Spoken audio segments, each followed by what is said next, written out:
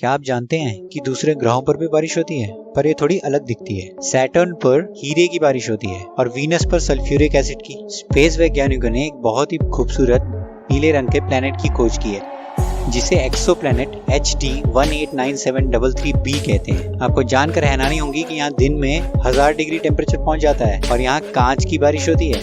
भाई अपने लिए तो पानी की बारिश ही अच्छी है। चलिए इस बारिश के बारे में कुछ मजेदार बातें जानते हैं। वीडियो में बने रहिए। आप देख रहे हैं ब्रेकआउट फैक्ट्स। फैक्ट 1। हमारे ग्रह के सबसे दक्षिणी छोर पर पूरी तरह से बर्फ में जमा हुआ दुनिया के सबसे विशाल और रहस्यमय भूभागों में से एक अंटार्कटिका है। ये बर्फीला विस्तार 14 मिलियन वर्ग किलोमीटर से अधिक क्षेत्र में फैला हुआ है, जो इसे दुनिया का 5वां सबसे बड़ा महाद्वीप बनाता है।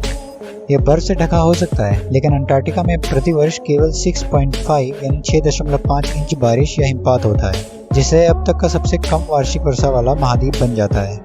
जहां पूरी तरह से बर्फ में ढका अंटार्कटिका इतना सूखा है, वहीं 1952 से 89 के बीच कोलंबिया में लाउरो नामक जगह पे 500 इंच बारिश रिकॉर्ड की गई थी। अगर हम आज की बात करें तो दुनिया में सबसे ज्यादा बारिश मेघालय में स्थित मौसिनराम नाम की जगह पे होती है, जहां 467.4 इंच बारिश हर साल रिकॉर्ड की जाती है। फैक्ट 2। बारिश हमेशा जमीन को गीला नहीं करती। गर्म स्थानों में बारिश कभी कभी जमीन में गिरने से पहले ही भाप बन जाती है। जब ऐसा होता है तो एक वर्गा क्लाउड यानी वर्गा बादल बनता है, जिसे देखने से ऐसा लगता है कि बादल पिघल के नीचे की तरफ आ रहा है। ऐसा अक्सर रेगिस्तानी इलाकों में देखा जाता है, जहां हवा में कम नमी और ज्यादा तापमान होता है, जिससे बादलों से बारिश निकलते ही थोड़ी देर के बाद फिर से भाप बनकर गायब हो जाती है। इस तरह का वर्गा बादल अक्सर मिडिल ईस्ट में, ऑस्ट्रेलिया में, नॉर्थ अफ्रीका में और कैनेडियन प्रेरी और US के पश्चिमी इलाकों में पाया जाता है, जहाँ पानी की कमी के कारण धरती के जीव जंतु सूखे जा रहे हैं। वहीं अब आकाश में अगर फैंटम रेन को देखें तो ऐसा लगता है कि मानो बारिश का एक पर्दा लटक रहा है और थोड़ी देर में इसका बादल भी छिन्न भिन्न होकर गायब हो जाता है, मानो कोई जादूगर अपना खेल दिखा रहा हो। फैक्ट 3। दोस्तों, आपको जानकर शायद हैरानी हो कि वीनस ग्रह पर एसिड और मीथेन की बारिश होती है। इससे भी हैरान कर देने वाली बात यह है कि यूनिवर्सिटी ऑफ जिनेवा स्विट्जरलैंड के वैज्ञानिकों ने मार्च 11, 2020 को एक ऐसे प्लेनेट की खोज की है जहां लोहे की बारिश होती है। ये प्लेनेट हमारी पृथ्वी से 640 प्रकाश वर्ष दूर है। ये प्लेनेट अपनी धुरी पर जितनी देर में घूमता है, उतनी ही देर में अपने सूरज का चक्कर भी पूरा कर लेता है। इसका मतलब यहाँ के दिन और यहाँ के साल बराबर होते हैं और इस वजह से इसकी एक सतह हमेशा अपने सूरज को फेस करती है। ये ठीक वैसा ही है जैसे पृथ्वी और चांद के बीच होता है। इसलिए पृथ्वी से हमेशा चांद की एक ही सतह देखी जा सकती है, हमने कभी दूसरी सतह नहीं देखी। इसे टाइडल लॉकिंग कहते हैं। इस प्लैनेट पर पृथ्वी से हजारों गुना ज्यादा रेडिएशन अपने सूरज से आता है और क्योंकि इसकी एक ही सतह हमेशा सूरज को फेस करती है, यहाँ दिन में टेम्परेचर लगभग 2400 डिग्री पर पहुँच जाता है। इतने ज्यादा टेम्परेचर पर यहाँ के मेटल भाप बनकर उड़ जाते हैं और तेज हवाएं इन्हें उड़ाकर प्लैनेट की दूसरी तरफ ले जाती है, जहाँ कम तापमान की वजह से ये बादल बनकर बारिश के रूप में बरसते हैं। इसीलिए इस प्लेनेट पर लोहे की बारिश होती है। फैक्ट 4। बादलों का आकार और रंग बारिश की भविष्यवाणी करने में आपकी मदद कर सकता है। बादल हमें आने वाले मौसम के बारे में कुछ संकेत देते हैं। जहां अलग थलग रुई जैसे हल्के या बहुत ऊंचे बादल अच्छे मौसम के संकेत हैं, भीड़ भरे घने काले और ऊंचे बादल बदलते या बिगड़ते मौसम का संकेत देते हैं। गरजने वाले बादल की गरज जितनी तेज होती है और उसका रंग जितना गहरा होता है, उसमें उतनी ही अधिक ताकत हो सकती है। सामान्य तौर पर जब आप एक लंबा फूला हुआ बादल देखते हैं जो ऊपर से चपटा दिखता हो, या एक निचला सपाट ग्रे बादल, तो आप काफी हद तक ये समझ सकते हैं कि अगले 24 घंटे में बारिश होगी। बदलते मौसम के बारे में पक्षियों और जानवरों की प्राकृतिक बुद्धि होती है। जानवर गरजना या खरोचना या हुड़दंग करना शुरू कर देते हैं और पक्षी उड़ना कम कर देते हैं। अगर आप चींटियों को एक घोंसले से दूसरे घोंसले में अंडे ले जाते हुए देखते हैं, तो आप शर्त लगा सकते हैं कि शाम को बादल छाए रहेंगे और बारिश होगी। जब गाय लेटती हैं तो आपको लगता है कि वे थकी हुई हैं, लेकिन नहीं, ये गीले मौसम का एक संकेत है। हमारे पूर्वजों को मौसम में होने वाले परिवर्तनों को समझने के लिए प्रकृति के संकेतों पर निर्भर रहना पड़ता था। आधुनिक विज्ञान में इन्हें मौसम का जैव सूचक यानी बायो इंडिकेटर्स कहा जाता है। फैक्ट 5।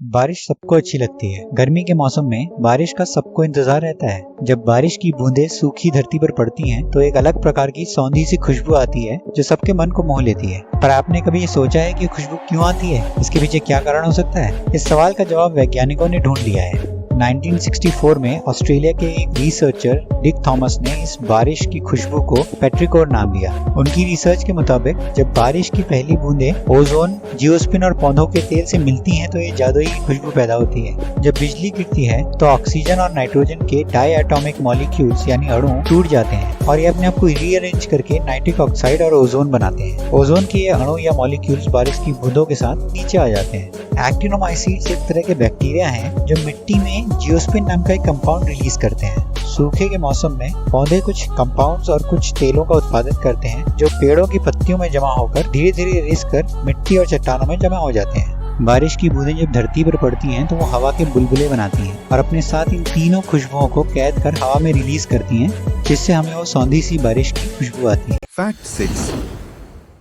जिस तरह बर्फ सर्दियों या विंटर के मौसम का एक सूचक या प्रतीक बन गई है, उसी तरह आंसू की बूंद पानी या बारिश का प्रतीक या सिंबल बन गई है। इन पानी की बूंदों को हम बारिश की पेंटिंग्स में, टीवी पे मौसम के समाचार में या फिर मैप्स में हर जगह इसी रूप में देखते आए हैं। सच तो ये है कि बादल से गिरते ही बारिश की एक बूंद कई सारे रूप ले लेती है और इनमें से कोई भी रूप आंसू की बूंदों से दूर दूर तक मिलता जुलता नहीं। जब बूंदें छोटी होती हैं तो एकदम गोल गेंद के आकार की होती हैं, पर जैसे जैसे वो दूसरी बूंदों से टकराती हैं वैसे वैसे उनका आकार और भार बढ़ता जाता है। जब ये भारी बूंदें नीचे की तरफ आती हैं तो हवा के दबाव के कारण इनका निचला हिस्सा चपटा हो जाता है और एक बर्गर की बन की तरह दिखती हैं। जैसे जैसे बारिश की बूंद और भी बड़ी होती जाती है, इसके नीचे की तरफ से दबाव बढ़ता जाता है और इसमें एक डिम्पल दब जाता है, जिससे बारिश की बूंद जेली बीन के आकार की हो जाती है। ये कुछ संतरे के टुकड़े की तरह दिखती है। Fact 7. दक्षिण अफ्रीका में चट्टानों पर पाई गई बारिश की बूंदों के निशान बताते हैं कि 2.7 अरब साल पहले भी बारिश होती थी। उसी क्षेत्र में मिली अन्य चट्टानें जो 3 बिलियन साल से अधिक पुरानी हैं, उनमें बहते और ठहरे पानी की विशेषताएं पाई गई हैं, जैसे लहरों के निशान, मिट्टी की दरारें, ग्लासिफिलो लावास और एल्गी यानी शैवाल जैसे माइक्रोफॉसिल्स भी पाए गए हैं। अप्रत्यक्ष प्रमाण बताते हैं कि इस ग्रह पर 4.4 अरब साल पहले भी स्थलीय महासागर थे। बारिश की बूंदों से ये भी पता लगता है कि पृथ्वी का प्रारंभिक वातावरण कैसा था। उसमें सूरज लगभग आज से 30% कम गर्म था और इसमें से निकलने वाली एनर्जी भी आज की एनर्जी से कंपेयर करें तो 85% कम होने का अनुमान है। इस वजह से साइंटिस्ट मानते हैं कि सूरज की गर्मी पृथ्वी को गर्म रखने के लिए उस वक्त पर्याप्त नहीं थी। वैज्ञानिकों ने अनुमान लगाया है कि शुरुआती पृथ्वी का वातावरण बहुत ही घना था। जीवाश्मों पर मिली बारिश की बूंदों से पता लगता है कि 2.7 अरब साल पहले पृथ्वी पर वातावरण मीथेन जैसी ग्रीन हाउस गैसों से भरा हुआ था। जीवाश्मों पर मिली बारिश की बूंदों के आकार को देखते हुए शोधकर्ताओं ने निष्कर्ष निकाला है कि उस समय वायुमंडलीय घनत्व आज की तुलना में 50 से 105% अधिक होने की संभावना है। Fact 8.